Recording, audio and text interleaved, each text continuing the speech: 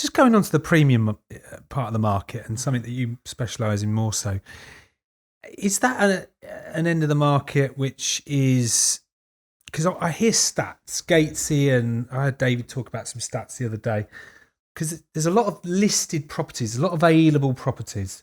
And if you go online and you watch Selling Sunset, which I'm sure you're a big fan of, and all of these lovely shows, you don't see many deals happening on these shows.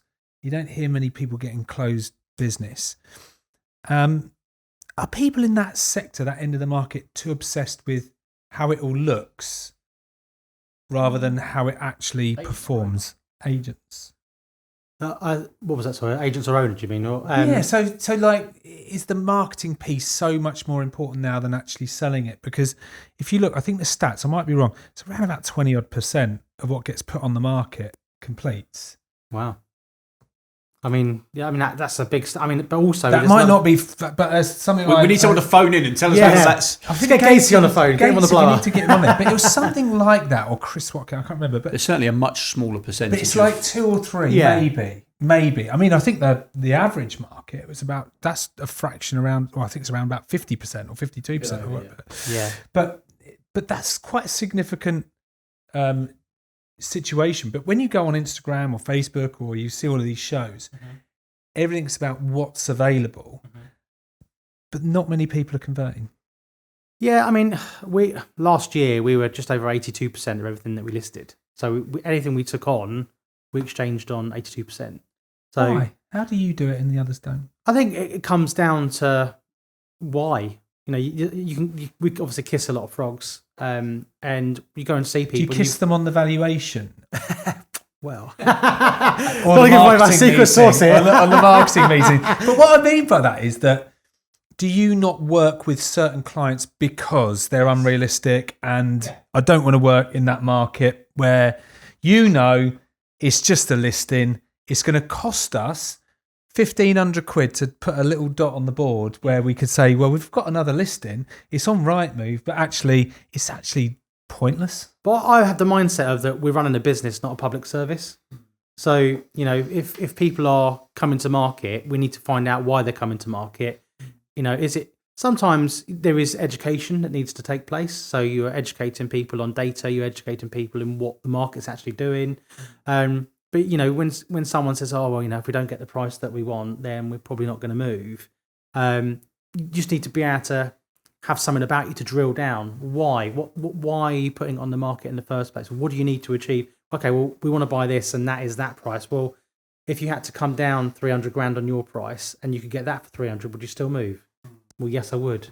So I had that very conversation with a friend yesterday, and he said to me, and he lives out of the area. So he lives 45, 50 minutes down the road, and he's like, I want to get 800 for it. I was like, oh, okay. And I know the type of character he is. You won't be listening it's worth to this. 650, yeah. Fucking arsehole. No, I'm only joking. He's actually a good guy. But by the time I'd had a little look, what are we talking? Have a guess. 650. 650 to 700. Yeah. That's the open house strategy, right? Yeah. If you're going to do it. And he likes the idea of open house, but guess what price he wants it? 800. 850. About 750, 800. So, you know, you're educating around it, but it's like you just said, it's so much more than that. It's about what is the goal? What's the outcome for the whole sale? But you do see a lot of agents still, even when you're seeing less demand in that market and more supply, still just adding to the supply. The sausage machine, yeah. I mean, look, I mean, obviously, I believe I've made more money turning down clients than I ever made accepting them, because working with people for the wrong reasons, i.e. their price, motivation, fee level or whatever, is not aligned to what my business values are. Keeping your business values intact. I mean, 83%, did you say?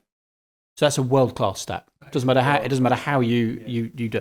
The upper market is always skewed, though, by Prime Central London.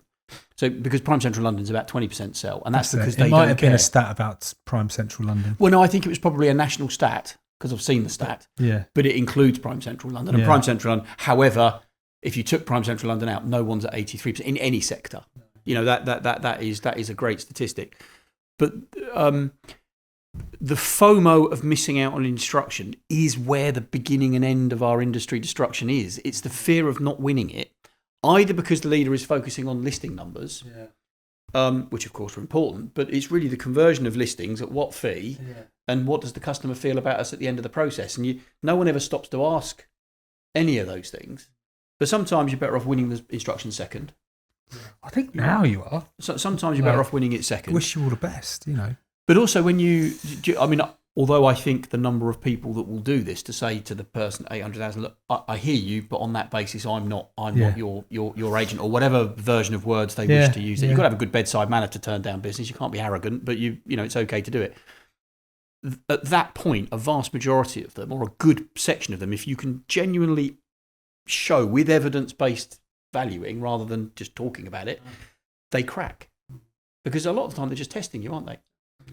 Prime Central London's different because the wealth there and the demographics are such that some people cannot sell for less than they paid for it. It's just not in their religion almost. They just cannot do it, and they'll either turn to rent or leave it empty. So London is Prime Central London is a completely different entity. But out in normal suburbia where you're operating, or in my place, Berkshire, it could be the same as your town. It is still a lower proportion that sell, but I think it's not because of the experts. It's because you get the occasional person who they go beyond their real skill set, and when sat in front of this big house, they get all excited and they use price as a weapon to win the instruction rather than reality. And if in doubt, and you're a young lister or even an old lister, you're not sure on the price of this property, what is your likely strategy going to be? What is your likely headspace going to be? It's going to be, I'm going to go over the top rather than under.